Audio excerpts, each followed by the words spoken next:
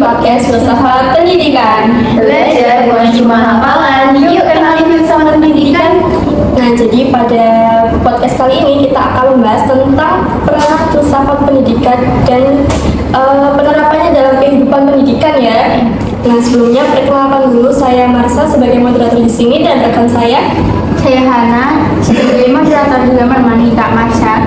Jadi hari ini kita kedatangan 3 narasumber nih yang cantik-cantik sekali. Masya Allah. Sebelumnya perkenalan dulu namanya dengan Mbak siapa nih? Oke, jadi saya Citra. Saya sangat senang sekali nih sama teman-teman saya udah diundang ke sini buat menemani. Kita juga berterima kasih yang kalian sudah datang ya, sudah menyempatkan waktu untuk datang ke sini. Iya. Oke, perkenalkan ya. Oke, jadi saya Bunga Habdana Kumala dan ini juga teman saya. Perkenalkan, saya Diniki Utami. Oke, by the way, kita itu dari mahasiswa Industri. Semester 2. Berarti mau semester 3 Iya. Aduh, takut banget nih. Kuliahnya lancar-lancar. Alhamdulillah. lancar pasti. Walaupun dipusingkan dengan banyaknya tugas ya. Mudah ya pasti masih bisa. Alhamdulillah bisa ya. Gampang-gampang bisa. Jadi topik kita hari ini apa nih Kak Marsha? Jadi topik kita hari ini itu tentang filsafat pendidikan. Jadi kan filsafat pendidikan itu katanya buat pembentukan karakter seorang siswa. Apalagi kalian kan dari fakultas Pendidikan Pendidikan. ya, itu relate banget buat kita ya. Kalian bisa jawab ya. Insya Allah. Nah, pertanyaan-pertanyaannya nih sebenarnya dari dasarnya dulu ya. Sebenarnya itu kenapa sih kita itu harus belajar? Emangnya belajar itu cuma buat nilai aja atau ada makna lainnya? Mungkin pertanyaan ini bisa saya jawab terlebih dahulu ya. Oke, jadi filsafat pendidikan itu semacam kita itu mikir dalam-dalam soal kenapa sih kita harus belajar kan seperti pertanyaan tadi, dan buat apa sekolah atau kuliah itu penting, karena kan banyaknya rumor bertebaran kayak kenapa sih harus kuliah, karena ujung-ujungnya juga kan Masuk dapur gitu. betul, Cewek apalagi ya. yang cewek ya. Nah, jadi buat kita itu yang sebagai mahasiswa nih, filsafat itu bisa bantu kita ngerti cara belajar yang pas buat diri sendiri. Misalnya kita jadi sadar belajar bukan cuma buat nilai, tapi juga buat ngerti hidup dan jadi orang yang lebih baik.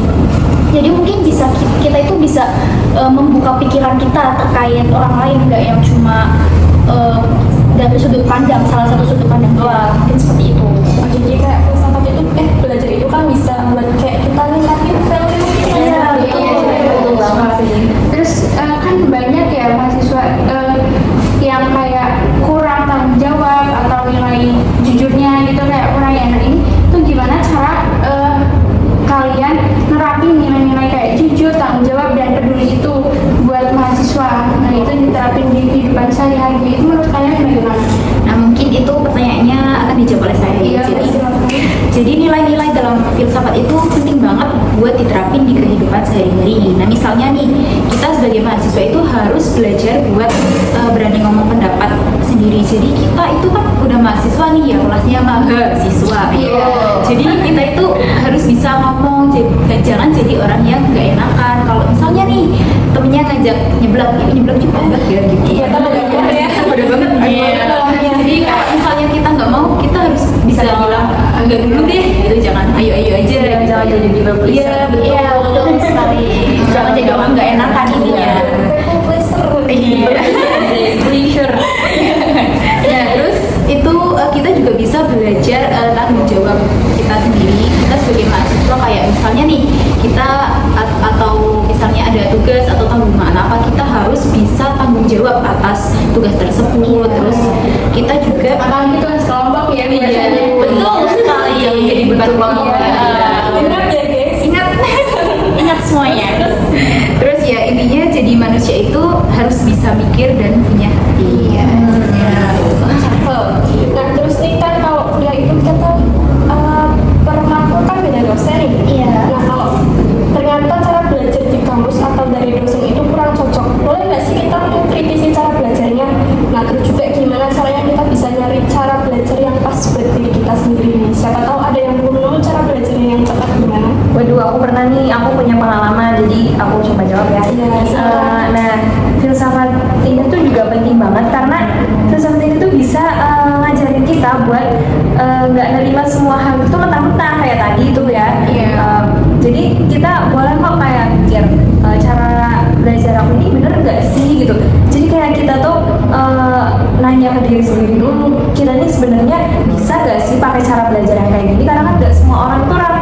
belajar sama gitu. Nah terus kayak kita tuh bisa ngobrol sama dosen atau sama siapa yang bisa ngajarin kita gitu, yang kita percaya. Biasanya sih sama dosen ya, karena ini sama di lingkungan kampus itu kita bisa tanya ke dosen gitu, atau cari cara belajar lain yang lebih cocok gitu. Insya Allah walaupun banyak yang bilang statement itu bilang katanya kalau dosen itu susah-susah, enggak kok. Ya kan ada semua. Terus di rumah pun kita bisa atur gitu, kita bisa manage cara belajar kita sendiri itu yang lebih nyaman gitu. Jadi harus kenali diri sendiri dulu. Nah, kita sering nih dengar soal nilai-nilai pendidikan. Sebagai mahasiswa, bagaimana caranya kita bisa nemuin pegangan nilai hidup dan jadi pegangan nilai kita belajar? Oke, jadi saya coba jawab ya untuk kali ini. Nilai pendidikan itu semacam prinsip hidup. Jadi kita itu bisa mikir ke depannya kalau kita itu mau jadi orang seperti apa, dan kita harus ada pandangan untuk depannya.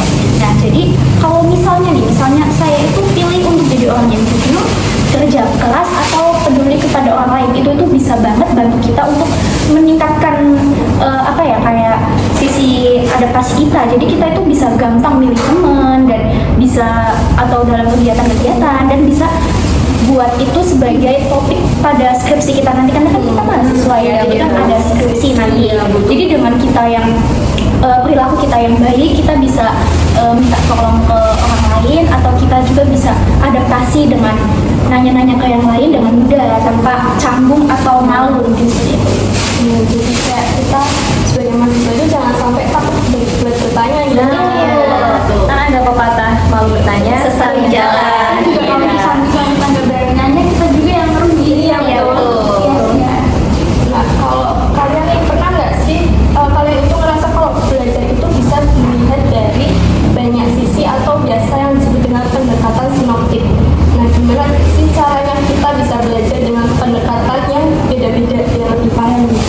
Nah iya, itu benar banget ya. Jadi belajar itu bisa dengan memandang banyak cara atau pendekatan sinoptik. Jadi kita itu nggak cuma memandang satu cara doang. Jadi misalnya nih kita melakukan kesalahan dua orang, jadi kita itu nggak bisa memandang dari salah satu orangnya aja penyebabnya. Iya, kita harus memandang penyebabnya keduanya itu biar nggak salah paham seperti itu ya. Jadi itu penting banget karena bisa membuat belajar kita itu jadi nggak asal selesai kayak kita ngerjain tugas H-1 deadline ya asal selesai. Itu kebiasaan mahasiswa banget ya. Oh iya, SKS. nanti kita kebut semalam ya. Wow.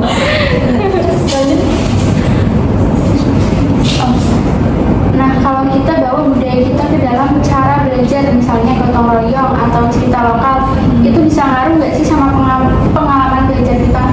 Waduh, budaya ya. BTW, kalau di dunia kampus itu kan pasti kita dari mana aja itu ya, nggak tahu budayanya dari mana.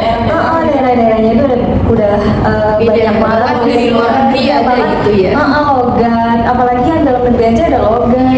Bahasa apa aja udah beda banget ya. Jadi nilai budaya itu bisa banget kita bawa ke kampus. Misalnya tuh kita suka bantu-bantu teman belajar, itu kan juga gotong royong gitu.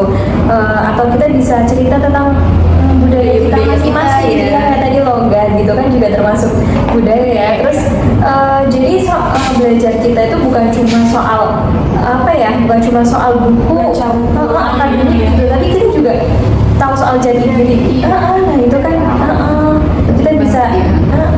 kita bisa nyari tahu jati diri kita lewat budaya gitu. Terus sih. Kalau menurut kalian nih, apa sih pentingnya tahu teori pendidikan itu, dan emangnya teori itu tuh bisa membantu kita pas belajar di dunia nyata juga? Kalau untuk pertanyaan ini mungkin bisa dimaknai gini ya. Jadi teori itu semacam peta. Nah, kalau praktik itu kayak jalan-jalannya atau langkah-langkahnya. Jadi kalau kita tahu teorinya, kita juga nggak akan nyasar waktu jalanin hidup kita. Apalagi waktu jalanin hidup kuliah kita yang agak rumit ya. Nah, jadi betul. Nah, jadi contohnya kayak gini nih. Teori belajar itu, teori bilang belajar itu lebih masuk kalau pakai pengalaman. Nah, jadi kita itu bisa menggunakan pengalaman kita untuk kayak semacam mencoba belajar melewat praktik langsung, bukan cuma baca. Jadi dengan praktik langsung kan kita lebih mudah paham ya, lebih paham dan lebih mudah mengingatnya daripada kita cuma baca yang itu gampang lupa, apalagi orang yang suka lupa dulu Itu susah banget sih, emang harus dari pengalaman ya. Iya, betul sekali. Kalau materi kan masuk kuping kanan keluar kuping kiri. Iya. Kalau apa itu tadi pengalaman itu kan memorable banget ya. Sangat betul. Bisa diingat. Nah ini sekarang aku ada pertanyaan nih. Kalau dosen kalian itu ikut pelatihan, kira-kira ngaruh nggak ya ke cara mereka ngajarin kita? Terus sebagai mahasiswa kita bisa ngembangin diri lewat apa aja selain kelas? Nah, kadang kan dosen itu juga apa izin-izin. Oh iya, itu kayak workshop, ngisi workshop gimana gitu ya. Jadi kita kepo aja gitu, gimana sih sebenarnya gitu ya. Oke, jadi ini pertanyaannya bagus banget nih. Kalau dosen ikut pelatihan itu biasanya kan pengalamannya jadi lebih banyak. Nah, itu cara ngajarnya juga akan ngaruh ke mahasiswa. Jadi kayak ada yang ngajarnya lebih seru, ada yang anti mainstream gitu loh kayak. Iya, betul. Tapi kalau dosennya yang aduh, nggak bisa disebut ya. Iya, nggak tahu. Jadi dosennya juga bisa belajar dari luar ya, Iya. dengan cara ikut pelatihan itu, jadi diterapin pada di Kelasnya ya. buat pengalaman baru. Jadi kita apa namanya sebagai mahasiswa juga bisa nyari pelatihan-pelatihan nih buat tingkatin skill kita sebagai mahasiswa. Berarti dosennya juga ikut pelatihan, mahasiswanya juga ikut pelatihan. Iya, Jadi sama-sama improve kan. iya betul sekali ya mahasiswa dosen. Seimbang ya. Jadi seimbang. Jadi ya belajarnya nggak cuma di kelas saja ya, bisa di luar juga. Betul ya. Contohnya kalau kalian belajar di luar kelas, Mungkin bisa dengan kayak apa ya? Contohnya kita Observasi tempat ya. Kayak bisa kemarin juga. ya apa tempat ibadah ibadah itu bisa digabungin dengan matkul moderasi beragama kan? jadi kalian belajar langsung turun ke Iya, contohnya kayak toleransi karena kan di Indonesia ini banyak banget ya agama-agama. Nah itu bisa masuk ke dalam contoh nyatanya. Jadi kalian semester 2 udah langsung belajar di kelas. Iya, alhamdulillah sudah ya. semester 2 yang naik turun ini. Dan itu juga masuknya pengalaman gak sih? Jadi emang memorable banget buat Bisa kita gitu. tahu. Jadi improve juga menyenangkan gitu belajarnya nggak cuma di kelas sumpek gitu ya. Ada langsung terjun ke tempatnya, ke lapangan gitu. Apalagi nanti di semester 4 kan kita kan ada KKL ya. Iya. Perlu banget latihan dari sekarang. Nah, ngomong-ngomong tentang belajar nih ya kan, zaman sekarang itu kan banyak tantangan buat belajar nih. Nah, kira-kira filsafat pendidikan itu bisa nggak sih bantu kita menghadapi itu semua? Kalau menurut aku tuh ya, sekarang tuh tantangannya itu ya banyak banget. Apalagi kalau menurut aku ya, kuliah ini tuh kita banyak banget gak sih godaannya kanan kiri kayak, aduh mau kesini nanti ikut-ikutan arus kesini Iya, jadi kayak terbawa arus kita tuh terbawa lagi. arus gitu kalau kita nggak hati-hati ya. Nah, jadi tuh banyak itu kan tadi banyak banget distraksinya kayak. Terus selain distraksi itu kita kayak aduh bingung mau ngapain, mau yang mana dulu nih gitu kan karena saking banyaknya ya. Nah, Sering bingung ya. nah, jadi filsafat ini membantu kita buat pelan-pelan itu mikir kayak nyari maknanya gitu. Apa ya yang sebenarnya harus kita lakuin dulu gitu. Terus juga apa ya nggak asal ikut-ikutan. Nah, itu kan makanya gitu. Terus jadi kita bisa belajar dengan sadar dan tahu arahnya tuh mau kemana gitu. Terus si filsafat menurut aku sebagai penunjuk arah gitu supaya kita tahu. Jadi kayak penting banget nih buat ketentuan kita gitu ya. Sangat Harus yakin ya, biar nggak kebawa sana. Iya. Harus nyaring juga ya ini tuh bener apa enggak. Harusnya udah bisa dong. Iya, Allah. Jadi gitu. harus punya pendirian juga ya, jangan nggak yang asal ikut-ikutan aja. Apalagi kan pengaruh lingkungan gitu ya. Iya, itu kan tuh Kalau susah kita banget. kayak gini semua ya bakalnya. Nah, betul. Iya, soalnya kan di perkuliahan itu kayak kadang kelihatan baik tapi aslinya kan kita nggak Itu tahu. sudah bukan rahasia umum lagi ya. Banyak ya kayaknya yang udah mengalami ya. Jawaban dari kalian tuh bagus-bagus banget ya. nggak sih? Bagus banget, nggak expect bakal dijawab kayak gitu sama kalian yang masih semester 2. Terima kasih sekali. Nah, semoga jawab-jawaban ini juga bermanfaat nih bagi audiens kita ya. Semoga itu bisa kita terapkan dalam kehidupan kampus kita. Iya. Terima kasih nih buat para narasumber dan teman sekaligus teman kita ya yang udah bantu menjawab pertanyaan-pertanyaan.